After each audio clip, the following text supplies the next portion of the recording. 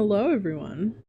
Welcome to this week's episode of Weekly Hyperfixations. A lot on the docket this week. Though a lot of theater kid vibes with this one. I'll be so honest, a lot of theater kid vibes with this one. So, to start off, the Tonys occurred. If you're somehow unfamiliar with the Tonys, imagine if theater kids got a Super Bowl. Or like an Oscars or, that kind of thing. It's the theater awards show. And first of all, the entire cast and crew of Boop, I wish you had won any award because you do deserve it. And I'm a little miffed. But in my heart, Boop won quite a few. But in reality, they unfortunately did not. Even though I do definitely think at least Jasmine Amy Rogers should have gotten a Tony for Best Actress. But the big thing in the Tonys, Cynthia Erivo was hosting. She did a beautiful job. She had several costume changes, which was really, really fun. She also sang, and it was beautiful. We had as I mentioned, actually, in one of the earliest episodes of Weekly Hyperfixations, I mentioned that Hamilten was turning 10 years old this year. So, at the Tony Awards, Hamilten had a special with the hashtag Hamilten, had a performance, a medley performance. It was very good. It's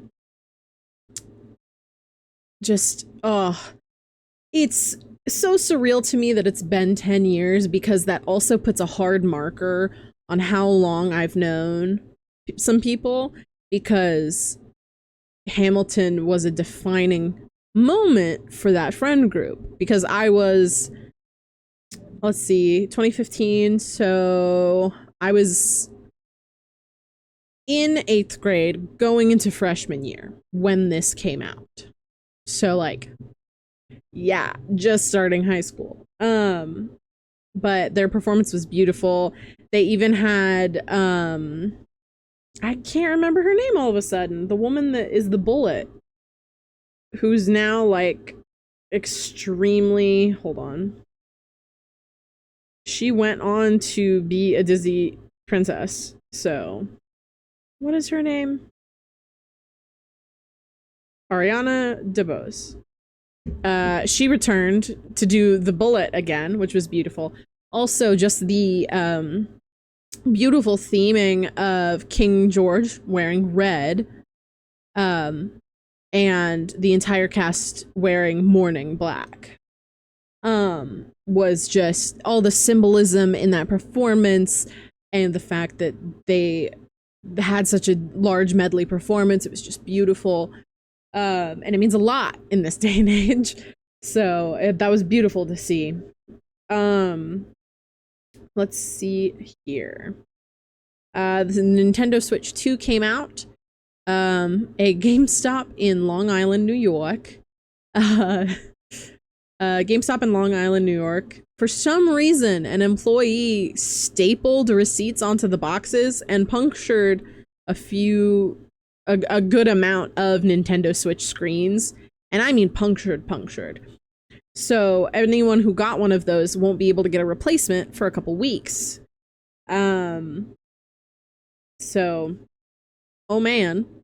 Also, things like the Nintendo Switch, like, software welcome thing that they advertised, where you could like learn about the Nintendo Switch and stuff. Hey, you would think, due to how they advertised it, and that it's specifically only about the Nintendo Switch 2, you would think, hey, this must come with the console. No, it is $15. And someone bought it anyway to play it, and they wanted to, complete the entire thing. But there is one mini game that you can do where it's like, would you like to play Super Mario Brothers in 8K? And it requires you to have a 4K television. If you do not have a 4K television, that mini game will not open. So they also like soft lock you from finishing it if you don't have a 4K TV, which is really weird. And for people who like completing things, it's just like, dude, it's just a really bad, like, that should have been addressed in the trailers or something, because a lot of people are getting upset about it.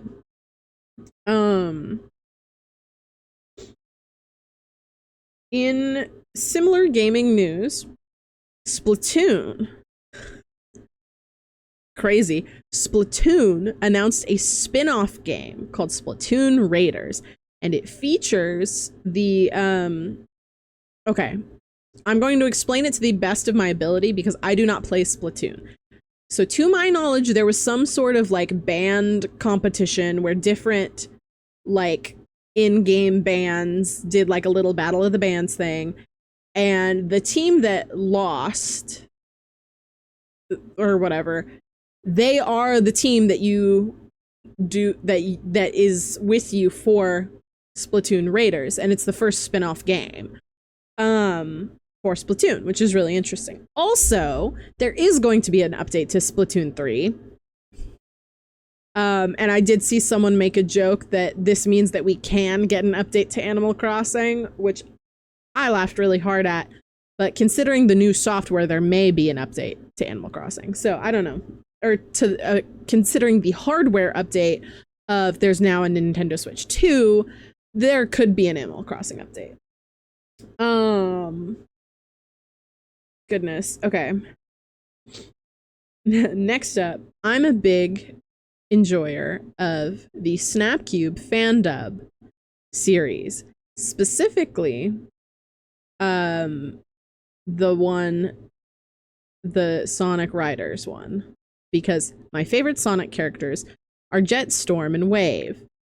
And my favorite bit is the Gmod bit where they have Storm and Hatsune Miku.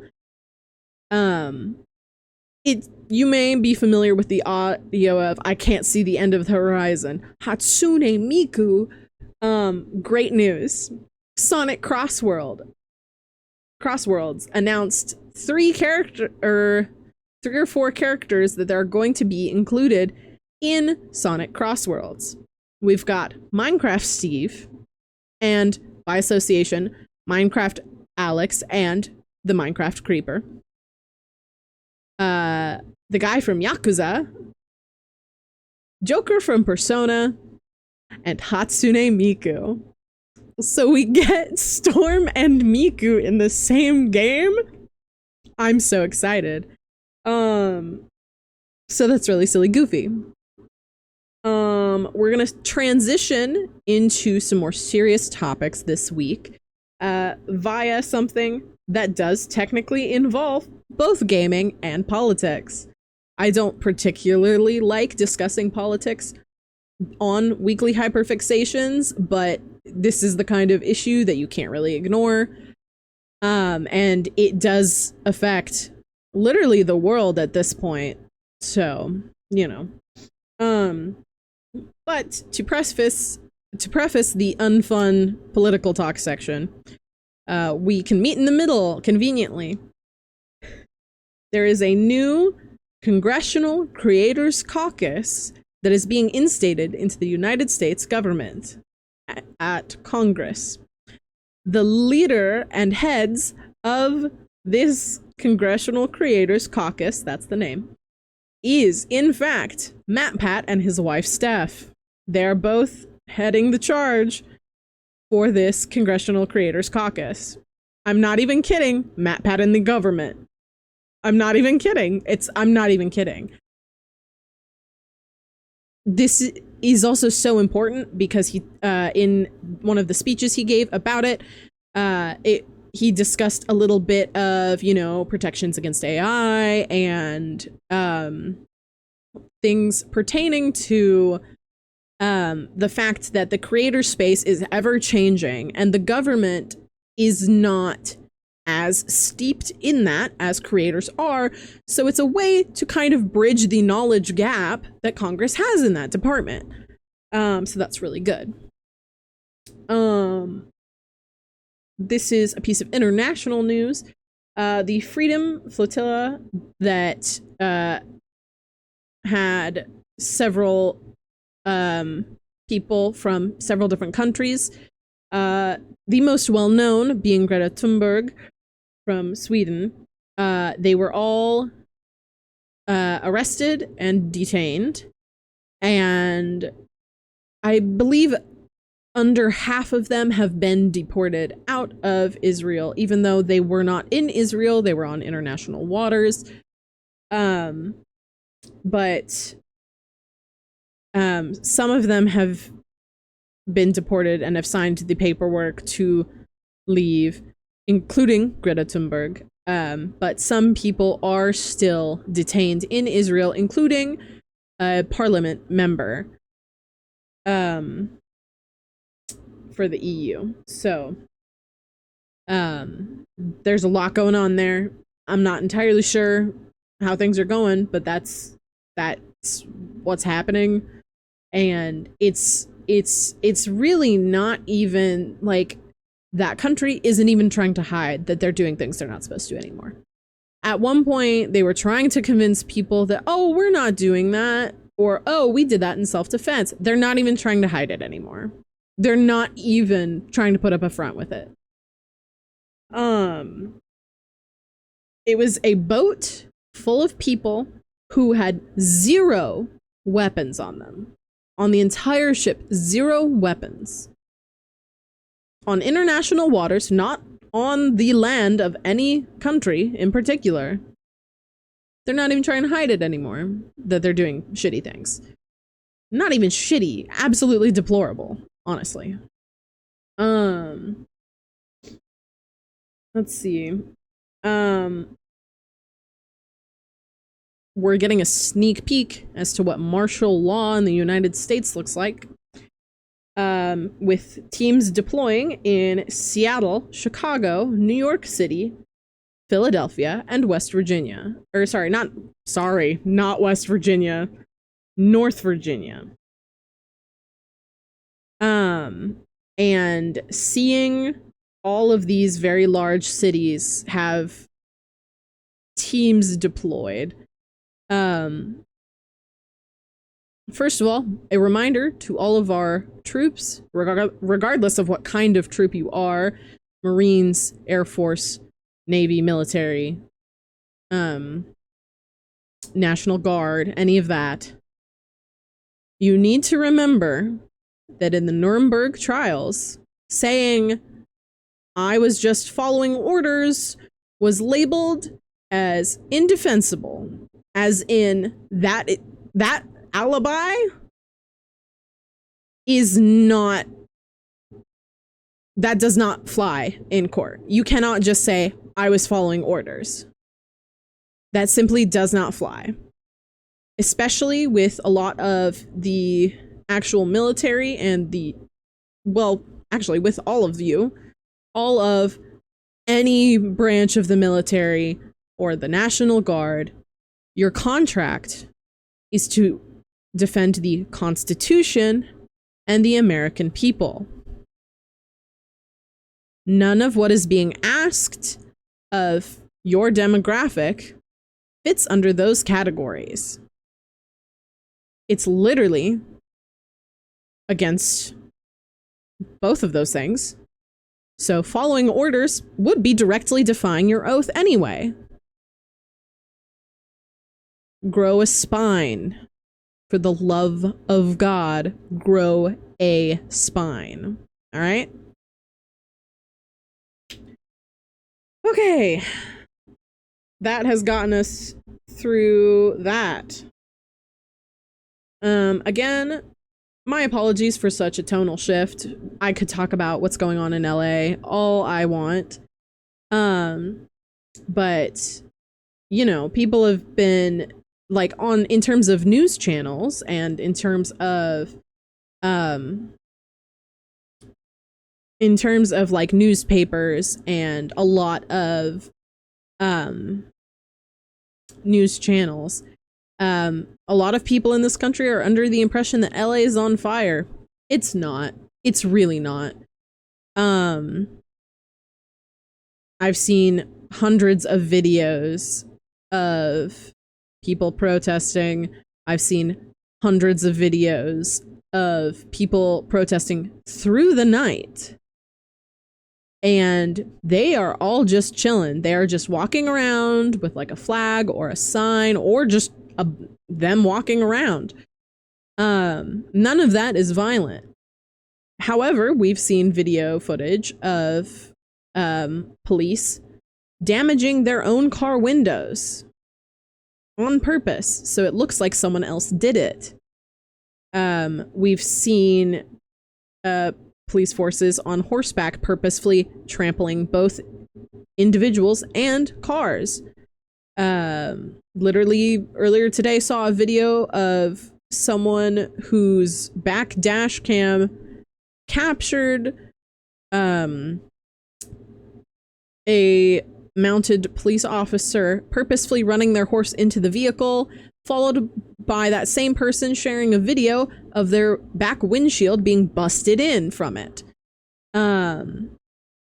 Also, all of the protests, as the second they can get away from any sort of law enforcement or military force, everything is calm again. And that just proves to show, that just shows that, hey, they're not the ones causing the problem. Seeing any of the violence, first of all, tear gas, not even allowed to be used in normal combat because it's internationally illegal, but there's nothing on paper about throwing it against your own citizens, so people are using that.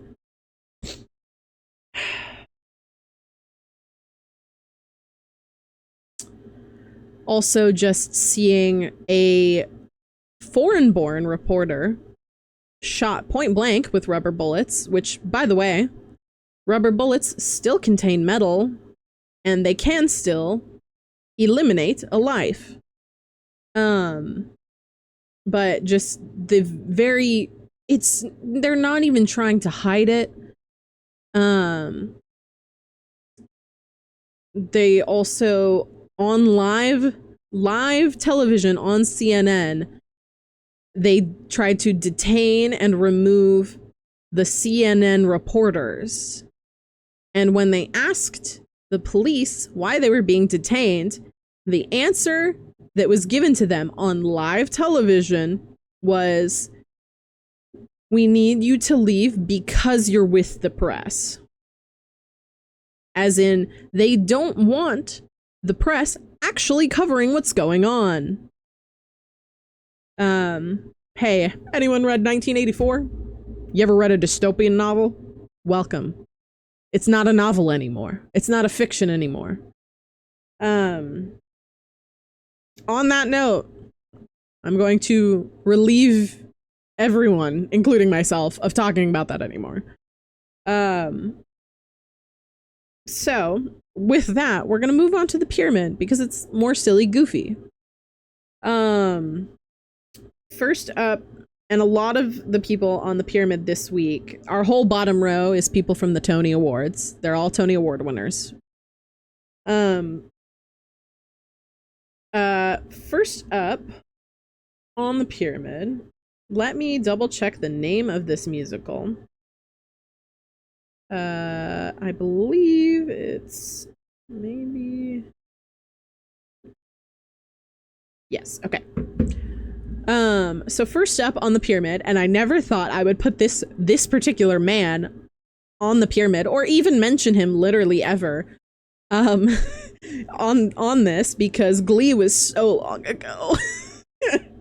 And I haven't even seen all of that, and I'm not going to. Ugh. But first up on the pyramid is Darren Criss.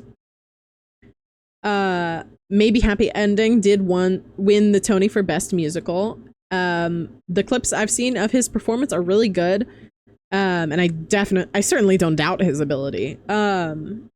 But he is on the pyramid because in his acceptance speech at the Tonys, he thanked his wife, and for some reason, conservative people thought that meant that he was a straight white man praising his wife. Hey, you ever heard of Glee? He was one of the gay guys on that show.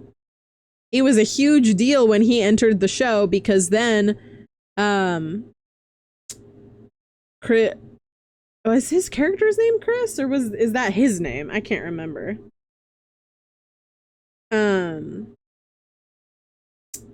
But he was the love interest to a main character and then became a part of the cast. And also, he's not white. 90% sure he's of Filipino descent, I think. Regardless, the man is not white. Okay? So, not only are conservatives wrong about him being like super strictly like conservative type straight. Doesn't matter if he is straight.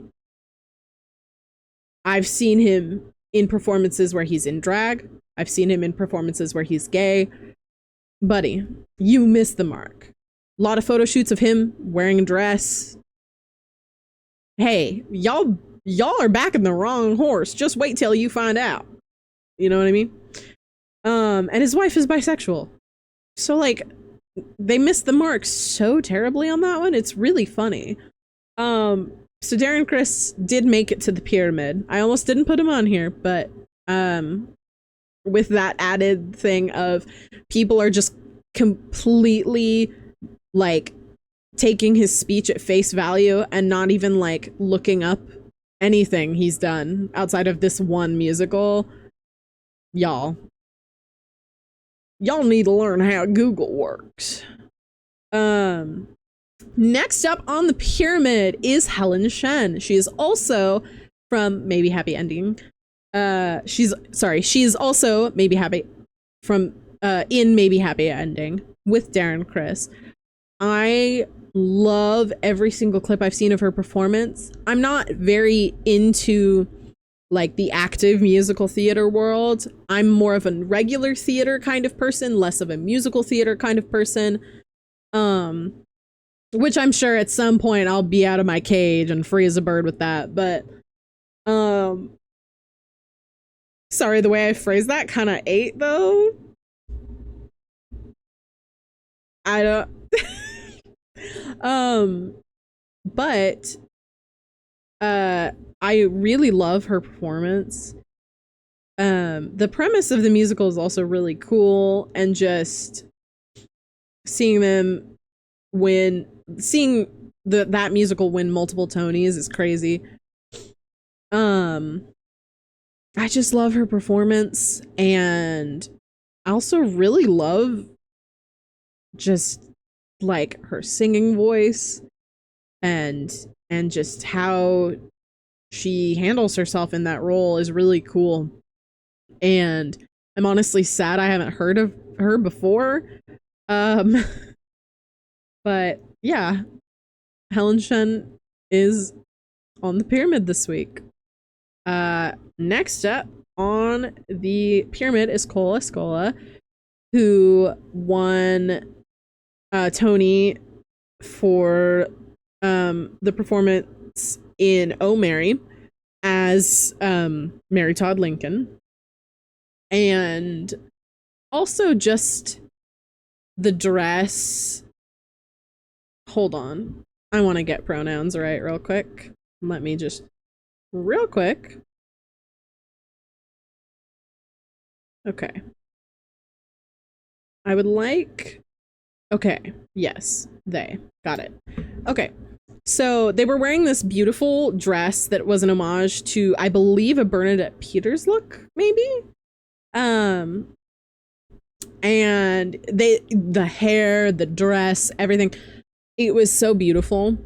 And also having them in the role of Mary Todd Lincoln for Oh Mary, also really impactful for me to see as someone who is gender nonconforming. Because just the fact that someone who does not conform to like a regular binary gender, seeing someone who I share that sentiment with, basically, win a Tony Award, y'all, that's, hey, it's like, it's the idea of seeing someone like you on screen. In this case, not on screen. Well, for the Tony Awards, it was on screen, but just seeing such open recognition, award-winning level recognition for someone who does not conform to the gender binary is so impactful to see. And that's why Cole Escola is on the pyramid this week. Next up on the pyramid is Matt, Pat, and Steph. Technically, they're sharing this spot. But what I have written down is Matt, Pat. Just because, like, on the final Game Theory Live, or the final Game Theory with him, I don't remember. But there was a moment where he was like, I hope I made enough of an impact. And of course, people were like, yeah, of course you made enough of an impact. You changed people's lives. People grew up watching this. To decide that even though you've done this big thing and you've retired from this big thing, to decide that, no, I have the power to do more for this community and I'm going to do it, is just so beautiful to see. Because, and it, this lines up a lot with what the Congressional Creators Caucus is about, is making sure that people acknowledge and support creators, because that's now a very large job market, basically, in the United States and across the world. There's a very big concentration of it in the United States. But just to see that, and see that someone who already has such high level influence, to see someone like that go, no, I'm not done. I'm going to keep helping you. Because everyone does, this group of people, these creators, there we go, these creators need that extra support and need that kind of influence to help get anywhere. So having a Congressional Creators Caucus, and what that's presumably going to do, is majorly important for this new job demographic that we didn't really call it necessarily influencers like 10 years ago. And also just like, video creator, influence, like there's all these different facets of it now. And those aren't necessarily, like, one of the things they want to work on is, it's kind of hard to do taxes when you're in a creator type employment, because the forms aren't really built for that. So finding a way to make forms that apply to that kind of situation, because it's now a large demographic, is really important. My speech and debate voice came out for a second there. That was, woo, hello. But that's why Matt Pat is on the pyramid, because this is really important work that he's doing, and it's really vital to the creator space. I don't consider myself predominantly a creator, even though like this is the majority of what I do. But I like to say that I'm predominantly a theater kid first, because theater is basically the other stuff I do. So, but regardless of that, if I have the opportunity to get anywhere with this, I would love to be able to have more ease of access to do things like accurately pay taxes. If there aren't forms that apply to what I'm specifically doing, how do I know I'm doing it correctly? You know, things like that. So it's very, very important to see this caucus go through. And it is, and I'm very excited about it. And I do want to follow really, really closely with it. Next up on the pyramid is Greta Thunberg. Predominantly because she's, I believe, around 21 maybe. And just her humanity and her fearlessness in her actions. And that's not to say her actions aren't without her being afraid or worried, but just to know that what you're doing is more important than your fear is so powerful to see, because a single young woman is doing more for Gaza than the entire United States. And I don't mean financially, I mean even just in terms of press coverage. Because even if, you know, they weren't able to get through the blockade, they still get the coverage where on TV, Greta Thunberg can answer questions and explain that what Israel is doing is not right. And just the willingness to put your fears to the side to do something that I find I would be terrified in that kind of situation. Not even the flotilla situation, but just being under that much spotlight in a political way feels terrifying to me. So to see someone who's a little bit younger than me doing it anyway, because first of all, she's less of a coward. But then again, all of America is cowards by the metric of how Greta Thunberg is supporting Gaza. Just being willing to know that you could die from supporting something and doing it anyway because you know it's more important and it's more humane is incredibly inspiring and just incredibly important, especially in this day and age. So that's why she's on the pyramid. Our top of the pyramid pick, it was between her and Greta Thunberg because but I ended up choosing this last spot on the pyramid because it pertains more to I suppose day-to-day life as an American, but also, you know, demographic wise and stuff like that. First up on the number one spot on the pyramid this week goes to Doji. At the BET Awards, you know, she won an award and she used her allotted speech time to call out that what is happening in America right now is not normal. It is not okay. It is dystopian.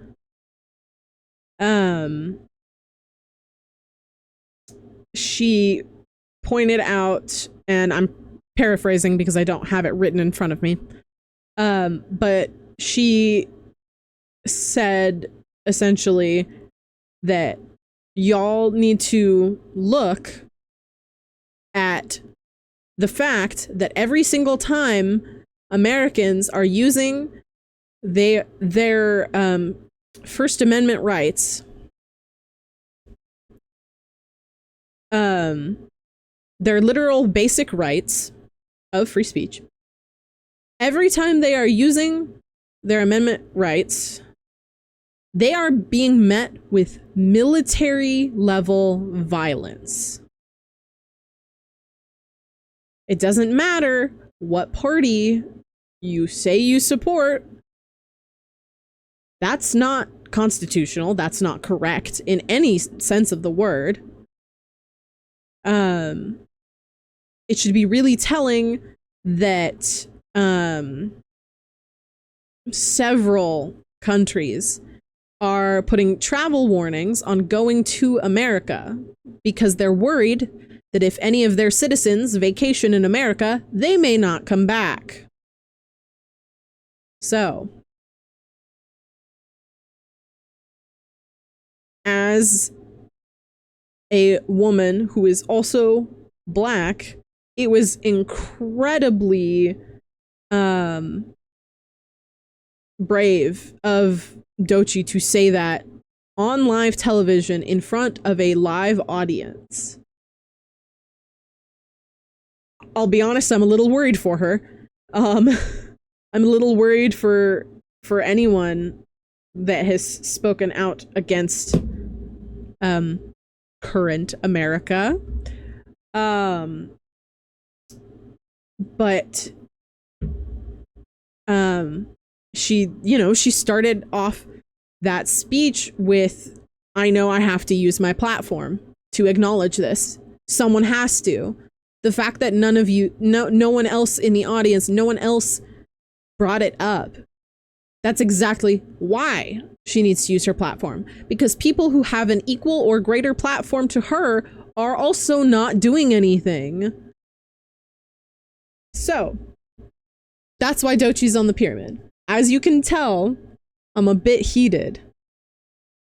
But alas, I am not in a position in which I can do anything. I do not live in a big city.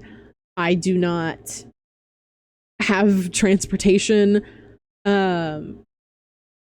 Financially, I can't do anything. My hope is that through bringing these things up during Weekly Hyperfixations, that it will help in some way, literally any way, because otherwise I feel like I'm kind of shoved into a box if I can't do anything about it. And I don't like being in that position. I'm not a people pleaser, but I am very much a person who, at literally any opportunity, I want to help people. So I really do hope that bringing this up during Weekly Hyperfixations can help in some way, because there's not really anything else for me to do. This is the closest thing I have to a large platform, so that's why I bring it up most often here. If I have time again, after this next theater production, if I have time to stream, I will try to, but I don't really have a huge audience on there. Nowhere near the audience I have here on YouTube, and that's also not a huge amount. So, with that, my nose is getting stuffy because I think the aircon unit is bringing dust from the desert outside into my room. So, with that, thank you all so much for watching. Especially with the contents of this episode. It was a bit of a heavier episode for the second half, and I thank you for putting up with that, and I thank you for watching all of it. It means a lot to me, especially since even as such a small level creator, I do still want to use whatever platform I have to speak anything to the good of humanity, honestly. And it's really important to me. So, I thank you for that. I don't know if I've said this in a while, but if you do want notifications, subscribing and hitting the little bell icon is how you can get notifications. I would recommend turning on all notifications. Anytime I turn on personalized notifications, I don't get any. It seems a little broken, honestly. But don't worry, I'm not going to flood your inbox. I literally post once a week, and then I make a singular community post every week. So I'm not going to flood your inbox with anything. I don't do shorts or anything like that. Mainly because I don't have the time. So with that, thank you all so much for watching. I'll see you next week. I hope to have some exciting things for next week. I may have a lot of Dungeons and Dragons on the brain because not this Saturday, but next Saturday is our next session, and it's going to be a pretty big one, and it's going to be an all-day ordeal. So I'll see y'all then, same time, same place. Yeah. I'll see you then. Bye, y'all.